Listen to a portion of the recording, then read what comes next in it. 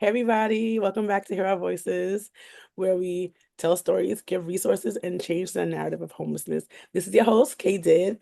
Welcome back, guys. It's, at this point, we're in October in the beginning, kind of ish. Time is going so fast. And by the time you hear this, probably be at the end, or it might be in November. So just in case it's in October, I want to say this right now is DV Awareness Month, it's domestic violence. So be aware of that and go to much as events as you can. But it's not only October that we give awareness, is all year round. So I just want to put it out there. Also, another thing is that please follow us on our social media. We need to grow. We're very tiny. We're getting there, but we're not there yet. So please follow us on TikTok, Instagram, YouTube. Obviously, any platform you're listening to us and hear my voice, please just press follow. It's free. I'm not even charging. They're not even charging you. So please follow us while we're this tiny. So when we get big, you'd be like, I remember her. And I'm like, I remember you too. So please, and also any questions you like might have about homelessness, or you want to give resources to anybody who is homeless and things like that. Anybody you have heard on the actual podcast, please DM me. I will pass it on to them, or I can use it to help others who might need help in that area too. Is very important. Also, New Destiny Symposium is happening in October. So if it comes out before this time, you can go. If not, I'm sorry, you missed it. It's gonna be awesome when it happens. I went to the one last year, and I think that's all the housekeeping I have. Like I think that's what I got. But the holidays are coming up, so that's a different story coming on with that. So yes, guys. So today, honestly, yeah, I don't know if you follow me on social media, I talk about groups, Troop 6000 with the Girl Scouts before. My daughter is a part of it. Also, I've been trying to get them for a minute to be on the podcast. I'm not gonna lie to you. It's been about like a year and a half, maybe 2 years. And they do wonderful work. I'm gonna make the person we have today, let me not forget. Her name is Hannah. I want to like just talking and rambling, but her name is Hannah, and she's gonna tell you a little bit what everybody I feel like know what the Girl Scout is in a way. We sell cookies, but we do more than that. But the cookies are excellent, and they start next year. Just put a little plug for that, okay, guys? So if you see a link out there, you know what's up, okay? But yes, Hannah, please tell us what actually Troop 6000 actually is about. Thank you so much. I know I didn't want to jump in too early, but I'm excited that you've been like looking to have someone come on for a while, and I got the invite. I feel very special. So yeah, it's Troop 6000 is an incredible troop. We started in 2017, and it is a Girl Scout troop run out of and serving the populations in the New York City homeless shelters in all five boroughs. We serve girls between the ages of 5 and 17 while they are staying at one of our sites, one of our shelters. And we also in 2019 launched a transition program. So once a Girl Scout moves out of their original shelter, they can still be part of the Girl Scouting experience for up to 3 to 4 years, if not more. And it's just a great way to take a Girl Scouting experience that not many kids get the opportunity to be a part of and bring it directly to kids who are in a very transitional time in their life. They're in a very unstable time in their life, and we're bringing this program directly to them. So we go into these shelters and we provide this programming and this service, and it's an amazing program. And I think what's convenient compared to other Girl Scout troops other than Girl 6000 is that they come to your home. You don't have to actually go anywhere. Like a shelter's not your home. I used to be also a person who was in the shelter, but at that moment it's like your part home. So it's like they come to you. You don't have to really go out there. And you get to do the activities like a regular Girl Scout. You get to have patches. I should have got my stuff so I can show y'all. You get patches and you get to go on the trips and things like that. And it's just like the child gets to experience the same thing a regular child outside will experience. And that's the thing about it. We want to make sure, even though it's not their home, that they still have something to do and they don't feel sad and depressed. Like for an adult, granted, I wasn't in the shelter as a child, but I can imagine having all those emotions and not knowing how to do with it. But as an adult, I had all those emotions in shelter and I didn't know what to do with it. So I can imagine, Yeah. So I think it's a very excellent program and like what they're doing. Um, Tell us more about the transitional program and also, how it got started, who like founded it and things like that. Yeah, so I'll do founding first. So, for the Girl Scouts, Troop 6000, we were founded by our senior director and visionary Giselle Burgess. She was in shelter with her 6 children in 2017 and was working for the Girl Scouts at the time and really saw this really unique part of a community that could really benefit from Girl Scouting and like the network it brings, but also the community building, the relationships that it builds. And so she said, she went to work and she said, what if we started a troop at this shelter? And everyone said, that's an amazing idea. Great. So she took this and ran with it. So she started in one shelter with one group of about 10 kids. Many of those 10 kids are still connected to our program in some shape or form.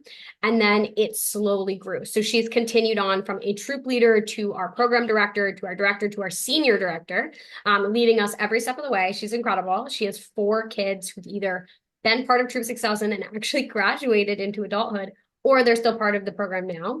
And her goal was just to grow and grow and grow and go to as many shelters as we can, set up this community and continually see, like every time we see the success, it's like, well, let's go to another and try somewhere else. So we are now in 20 different, about 20 different shelters all across the city. And that just started from Giselle being in one, seeing that unique opportunity in one, and just every place we go, it continues to grow. So we started with 10 kids, and now we have, in 2023 to 24, we had over 1,000 Girl Scouts in the program, which is absolutely incredible. Yes, that is amazing. It's just really a sisterhood, and is a unique sisterhood compared to the others that they have. Girl Scouts do a lot of different, things, to be honest, in the community. A lot of it is about sharing, helping women, and well, technically they start out girls and they graduate into women when they get to be 18, and to teach them different skills that you might not have, even parents have time to even teach their kids, to be honest. And sometimes you give your kids lessons as an adult, like you just because who you are, because you're the parent, they don't really learn it as well. But when a person outside their home teaches them, they're like, "Oh my God, that's a genius idea." We talked about that last week, little baby, like last week, and it Yeah. was not as interesting as when they're saying it to you. So, I'm just the program is amazing to me. Girl Scout in general is amazing, but this subgroup is just really amazing, really to help empower families, to be honest. Yeah, absolutely. And that's one of the other biggest parts of the program is we really go in with a holistic approach. The goal is not to like have a parent drop off their kid at 6 o'clock on a Monday and be like, bye. The goal is to really incorporate the entire family, if not at least one parent into the program. So we have tons of opportunities for like families to come to a troop meeting and get involved. We also have a lot of volunteer opportunities for parents to come in and like volunteer with us, which is really, really fun. And also is a great way, exactly like you said, like you give your kids these wonderful life lessons all the time, but sometimes they're not listening to you because, they listen to you all the time. So Right. sometimes to have you kind of in this other setting, creating that relationship with your own child, slightly different type of way is beautiful and amazing. We have tons of parents involved in really spectacular ways. And don't remind me about the patches. So my daughter Yeah. right now is a junior. So far this is her third vest. She's been here since she was 5. Well, not she's part of a different group since she's 5. She did Girl Scout 6,000 this year because example, she's part of the shelter system, so she qualifies for the actual Mhm. traditional group, right? And this is our third vest. The other two are loaded with patches. The kids love the patches. They feel like accomplished. Like when you get a diploma after you graduate every year, it's like you get to have a mini diploma on your vest to say I went there, and it makes you jog back memories to what you actually have done. So I think it's really cool. And plus She's my got to keep all those uniforms. Like those could yes. be in a museum one day. Like she's got to keep those. They're special. They are. I love it. I get so proud, even though it's not mine. But I'm like, oh my God, my baby. She really Oh Yeah. my, you get Oh to yeah. see how they grow too, like the sizes, how small they are, and then it gets like bigger and bigger. I'm like, where did the time go? I don't understand. That's darling. Yes. So can you talk about more about the transitional and also let me go question at a time, the Yeah. transition, how that works for the youth that's in the program. Yes. So the transition program is really unique and amazing. And I would like to say that you are one of our amazing community leaders in our transition program. But the transition program was launched in 2019, and the goal was, a kind of standard shelter stay for a family is 18 months. And while that can serve, an amazing year, a long time in Girl Scouts, many families move. And the goal was, how can we continue to give these families this financial advantage of being able to be a part of Girl Scouts while Troop 6000 is covering the cost? How could they keep this community and this network, even though they might be now moving into permanent housing in a different borough? So we decided, what can we do to serve this? And so we launched the transition program. The transition program is led by one team member, and we go out of our way to, once a Girl Scout has left, to kind of keep track and locate where they've moved, we send them a welcome home gift basket for Girl Scouts moving into permanent housing. And it includes everything from like, toiletries and like really necessary day-to-day things like hairbrush, toothbrush, but also just like the joy of Girl Scout cookies and, Girl Scout swag. Here's a new sweatshirt. Here's some branded, hat, all the kind of good stuff that you want to get excited about when you move into your new home. So we wanted to excite kids when they moved into their, permanent housing, but we also wanted to be like, this community is still here for you. So we launched 2 different virtual troops. So the goal is a Girl Scout can move anywhere in the 5 boroughs and join the virtual troop. And additionally, that virtual troop does not only meet every other week throughout the year, they do a ton of field trips, they do in-person visits, and it's just a really unique way for the kids to kind of continue to come back and still be in that community together. And I love the virtual troop. The kids are so excited. Many of the kids have been in the virtual troop for over 5 years, if like at minimum 2 years, at most 5, and they just continue to come because they know it's a worthwhile community investment, and they also always have fun. So it's a great program. So if you don't know, if you're new here and it's like the first podcast you ever listened to, I'm gonna tell you right now from my experience, but I didn't come out with a lot of money at the shelter. I came out sleeping on my floor for a while until I got a bed. And initially when I came out in the shelter, I slept on the floor, but until they gave me a blow-up mattress, which wasn't the greatest, but I took it because that's what I got at the time for me and my daughter. Yeah. And moving into a home and you don't have anything other than just clothes and no furniture, having toiletries, especially this economy, it costs a lot of money to have stuff like that and feel like somebody's actually looking out for me. Especially as a single parent, I don't have really a big support system. So to have known that a group that I was in, they didn't forget about me to kind of do things. Granted, I know granted this part didn't happen for me, but I know having that feeling like something like you could imagine it. First of all, I like getting stuff in the mail. Let's start with Yes. that. And I love swag. So I know if I got it, I'll be very happy Yeah. and just like somebody's thinking about me. Yeah. And it's a lot going through that.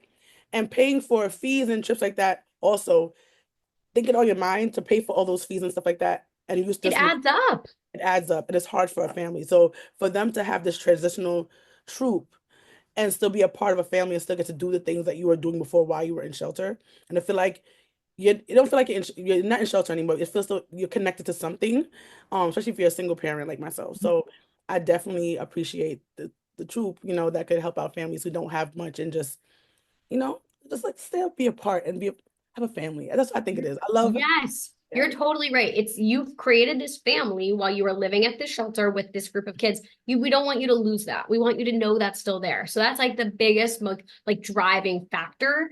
And even if a kid moves out and all we get to do, like say they move out of state, at minimum, we can always send them that welcome home gift basket. So even if they need to go be a part of a new Girl Scout troop, we could always send them that because they deserve to know that we're thinking of them and we hope they're doing okay in their new space that they should be excited about. Yeah. I have a question. I Hmm. don't know if you have your part, you could actually make moves happen. I don't know who's listening. You never know.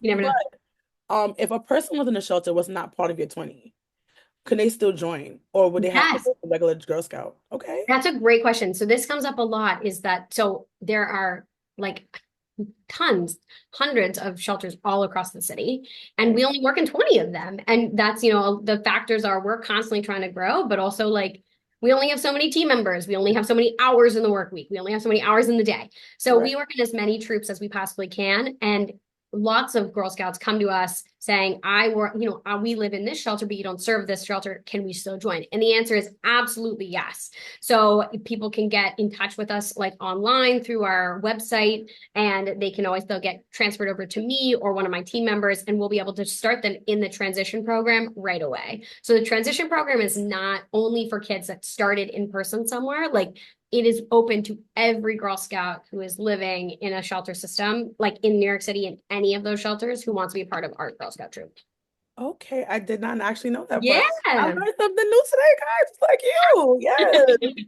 Yes. That is so neat. So you hear if you have your child from 5 to 17 and they would like to Call join me. and be a part of this family, and you feel like if you do feel like a family, you know what I'm saying? And if you're a parent who like maybe I don't trust these people as much because sometimes, be a volunteer. You get to go on a trips with your child and things like that. And plus Yes. they need volunteers, let's be honest. They need as much people as they can. Yes. to do it. They do background checks. So if you come in here kind of sneaky, we don't need that. I'm sorry. But we do checks because these are people, kids that you are going to be around. We can't just Mhm. have anybody around these people. Anybody, kid, my kid, anybody who's listening, we want to make sure it's a safe environment for what we do. And Girl Scout take it very seriously with the children's safety, no doubt. I've seen how they set up their activities, and they're like, no, we need to know what's happening. Everything is covered, I promise. So if you do want to do it, you can go on the Girl Scout website and become a volunteer on there. Yeah, there if you go to like Girl Scouts of Greater New York, you'll find the Troop 6000. There's a volunteer link. There's probably an email to one of our team members. But I think you're totally right about that. Like we take community involvement super seriously, but also we are always looking for new volunteers. So if anyone ever wants to join, you are more than welcome to. You'll get sent to me via the website. We'll connect. But yeah, there's not a ton of training, but there's really intense like 2 or 3 hour training, and then we kind of get you started in a troop. And of course we background check you. But Yes. we do take that seriously. But and the training is amazing. It's anybody who's an educator in any capacity, I think being able to be trauma informed and have trauma informed curriculum, to have trauma informed training, I think is essential. And I don't think I received that when I was going through other educational services. And I really value that we have that as such a pivotal part of the program too. I definitely think so, especially if you're a person who never been through the system.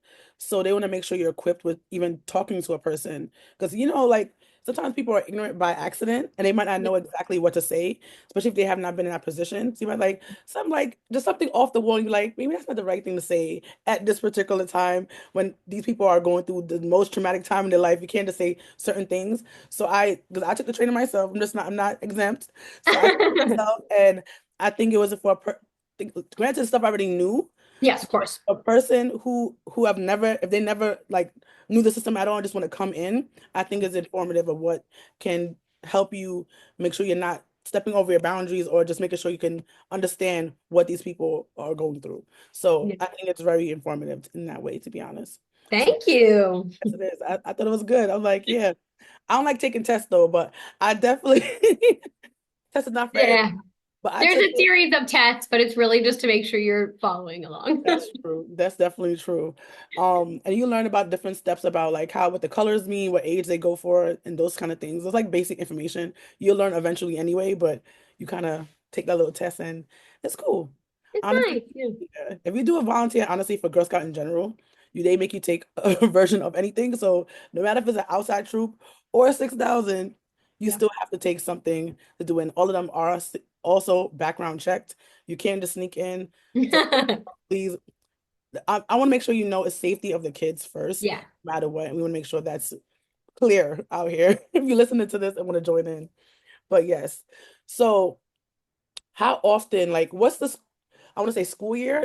I know they start in October and you end, Mhm. I want to say in June. Like, give more of that and how much, like, classes they get, or not classes, but they Group get. meetings. Yeah.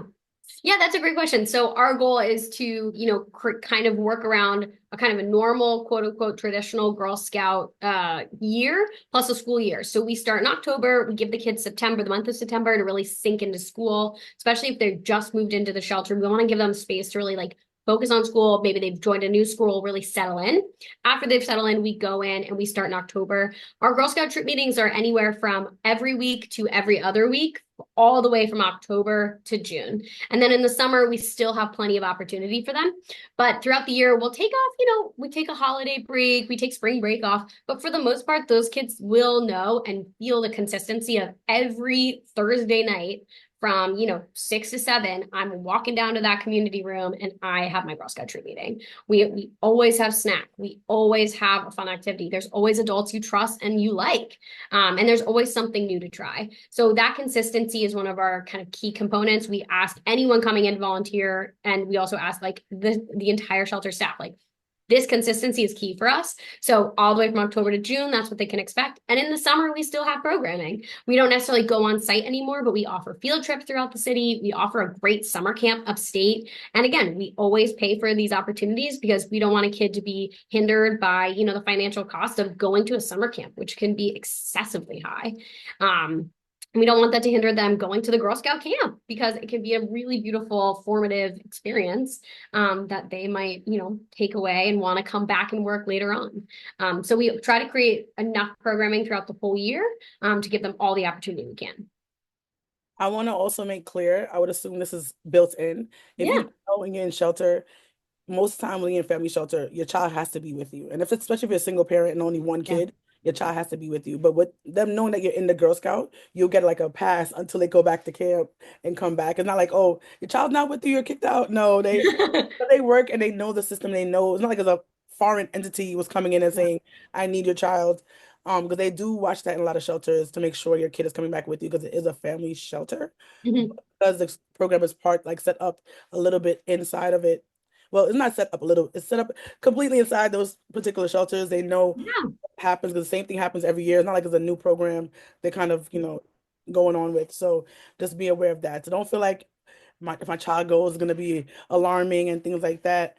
So be aware of those things. That's a great comment too, because we want the kids to feel that independence on their own in the troop meeting where they feel like this is mine. I'm here. I'm doing this on my own. Like I feel strong. I feel brave. But then also that gives a great parent an opportunity to be like, take a break. Like we will watch your kid for the next hour and a half, come back then and pick them up. So it creates like a nice balance between the kid feeling super independent and having a lot of agency and being able to be like, you can go take a nap. You can go lie down. It's a good dichotomy.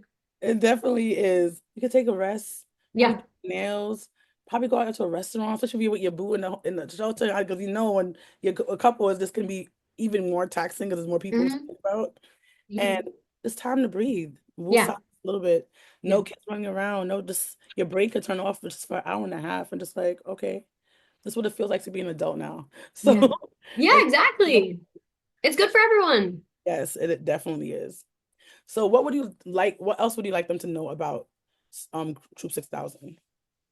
I mean, there's so much, and there's also like we can talk for hours. I think the Troop 6000 program is just, I think you see it in like, the way that we've been growing is just the immense long-term like positive effects it can have on Girl Scouts. I think we have at this point 5 or 6 Girl Scouts who have graduated out of the program, turned 18, but come back and want to volunteer with us. The way that the kids speak about the program is really beautiful. They really understand it's a sisterhood. They really understand that they get to join something bigger than just them that's gonna like outlast their time there. And I think, when you talk to the kids, that's where you really gain this knowledge of, wow, this is exceptional. And this is really gonna like last and be a big part of them.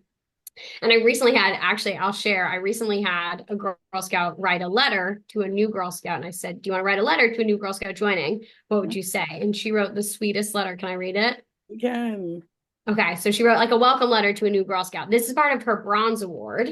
So she did a bronze award, which Girl Scouting has 3 different awards. They are very difficult to achieve. They take hours and hours and hours outside of Girl Scout troop meetings. Not many kids complete these awards, and they can be incredible, like on a high school resume, on a college application, on a job application. So we worked together on this program, and she wrote this amazing letter. I'll read it. Welcome to Girl Scouts. This is your sister scout. Welcome to Girl Scouts. We hope you have a wonderful experience. In Girl Scouts, you will go on wonderful trips, meetings, and meet new sisters. You get to collaborate with girls your age, and we are so glad you joined. We welcome you into a sisterhood that you will not forget. Your sister scout, Troop 6000. I was like, girl, wow, she is 12 years old and completely understands that like this is a sisterhood that she is unbelievably excited to be a part of. I photocopied the letter so I could keep it. I was so in awe of this like little 12-year-old doing her award, and that was what she wanted to give back to the program. It was amazing. right? So I don't know if you do any advocacy. I know I remember Mhm. taking the test and you talked about not you, but the test Yeah. about United. I feel like United Kingdom. I feel like that's totally wrong. But tell me some advocacy that you've done. And when I remember the word, I'll definitely ask that question. Because I remember in my mind, but it's just not coming. Group 6000 advocacy or my advocacy? Troop 6000, if they have done any advocacy or I was going to say, because I feel like I'm just part of Troop 6000 at this point.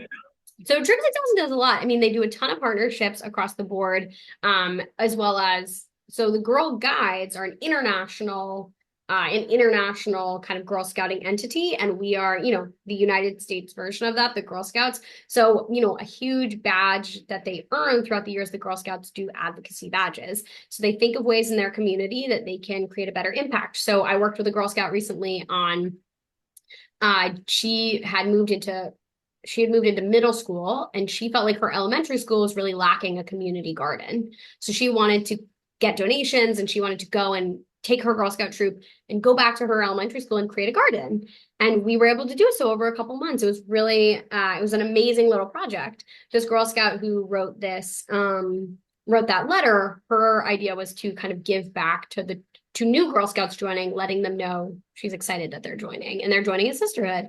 So advocacy kind of for Girl Scouts Troop 6000 starts really small, community-based. How can you help your community? What's an issue in your community that you see that you want to change? So there's a lot of questions about that, badge work, higher awards on that. And then overall, we do a ton of partnerships with anything from kind of small local like financial literacy, advocacy to make sure that we can bring in families and Girl Scouts to learn more about financial literacy, advocacy for our families who are potentially, facing DV, and we want to give them the opportunity and the knowledge of what resources they have. And also just sometimes really fun partnerships, especially when it comes to cookies. We want to teach those kids entrepreneurial skills. We want to get those kids out in the city selling those cookies and being little entrepreneurs. And so we also do a lot of advocacy with other groups who are like girl-led entrepreneur businesses. So that's just kind of small, very small where we start out, but it really spans our whole year. Okay. I know I want to say they went to Albany or Washington at one point. I forgot exactly what it was to do what. I feel like Oh it's yeah, and we've also done so I was actually I've only worked with Troop 6000 for I'm going into my third year. okay. And they've gone to multiple like city councils and like state councils to like not only advocate for our program, but also advocate for families living in shelter and children living in shelter, and either, they could change policy to affect them more positively. Additionally, one thing we're doing a lot of right now, not necessarily at the court level, but at the Right. mayoral level, there we go, is advocating for our families and ways that we can help better serve that population as well. So we've definitely gone to several courthouses and several government offices to advocate for girls and families in shelter. That's cool. So they just don't just talk the talk. They walk the walk. They get out there. They make sure people know that their story and how they can make them better. And that's all just the key, right? They can see the faces that's actually who they're affecting with the policy that they're making, right? Because sometimes I think lawmakers don't think about the faces. They just think about numbers. And the numbers have faces will go along with them, Yeah. believe it or not. So it's very good that they can be that kind of person. And it shows you how to speak up for yourself and speak up for others. Because sometimes your friend might not have a loud enough voice, but you might be the loud person. You got to take on that person's voice and be that mouthpiece for that person. So, and that's why I do this job. I feel like a lot of people don't want to show their face that they used to be homeless. They just want to kind of forget about it, not think about where they were. And it's hard for me to forget about where I was because I feel like sometimes I'm back in that place and I want to make sure I can use my voice to help change policy and also give resources and make sure they Yeah. know about it. So. Absolutely, absolutely. And like it's amazing how much you do day to day and that you also are a leader in our Girl Scout troop. It's really like, yes, your daughter's a part of it, which is it's easy to be a parent to a Girl Scout, but it's not easy to be a leader to a Girl Scout and the entire troop. So I also applaud how Thank on earth you you. manage your schedule. Thank you for doing what you do. Thank you for being a part. Thank you for being a good leader. And you always, Peppy, she has the energy. She has a dog always there. Yes. And yes, it's a fabulous thing. Do you have any last words for the people who are listening? Thank you so much for helping our program grow. And I really, please look out for our Girl Scout cookie link in February, March, April. And I think you totally hit the nail on the head. If you have a Girl Scout who's in the age demographic and would like to join, please reach out to us. And we are always looking for more volunteers. You do not have to have a Girl Scout background to be a leader. I don't. I don't know if you do, but I don't. It's just I But learned along the way. So there you go. I learned along the way. So we are always welcoming new people into the community. And the goal is to sustain ourselves and keep this program going for the next 5, 10 years, even longer if we can. right. And also love children just a little bit. I'm just saying, you don't have to like, but love children. If you're gonna be working with the children, they can give you sass, I Like promise. kids. Yes. That's Yep. what yes. Do you like kids? Yes, you have to. Perfect. You can come in Yeah. for this. There you go. Right. Exactly. But thank you guys for listening. I hope this is one of the uplifting ones that I gave you. Sometimes I feel like we talk about a lot of, sad stuff, but this is an excellent program for families in shelter. And it just only doesn't engage the child, but it also engages the family to make sure they can be a part if they want to be a part, be not be if they don't want to be. It gives you options and your child Yeah. out there and just see a different New York. And I could side note, the camp upstate is really fun. We're going up soon. So I'm just saying, Oh, fun. definitely check it out. But thank you guys for listening. Thank you guys for being amazing. And see you next time. Bye. Bye.